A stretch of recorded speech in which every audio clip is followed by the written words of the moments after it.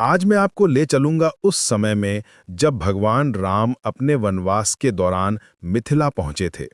यहाँ एक ऐसी घटना घटी जिसने दिखाया कि एक पत्थर भी कैसे मोक्ष पा सकता है।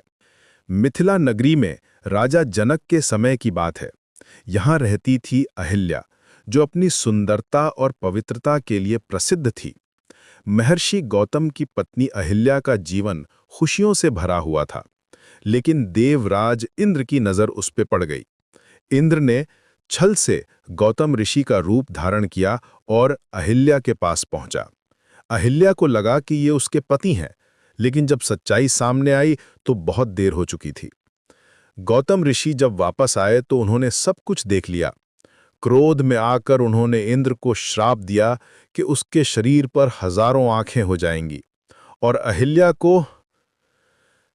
को उन्होंने पत्थर बन जाने का श्राप दे दिया। तुम तब तक पत्थर बनी रहोगी जब तक भगवान राम के चरण तुम्हें स्पर्श नहीं करेंगे, ऋषि ने कहा था। वर्षों बीत गए। अहिल्या एक पत्थर बनकर उसी आश्रम में पड़ी रही।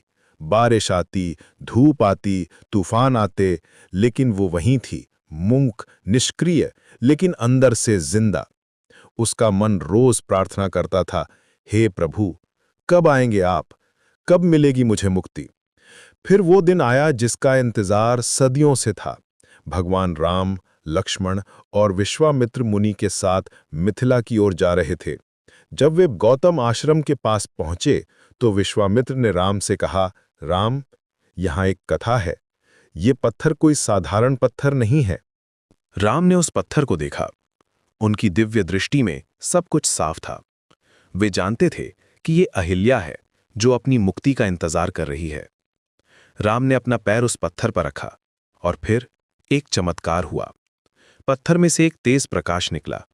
धीरे धीरे वो पत्थर का रूप छोड़कर एक सुंदर स्त्री का रूप लेने लगा। अहिल्या वापस अपने मूल रूप में आ गई थी। उसकी आंखों में आंसू थे, खुशी के आंसू। वो राम के चरणों में गिर पड़ी। प्रभु, अहिल्या ने कहा, आपने मुझे इस श्राप से मुक्त कर दिया। मैं जानती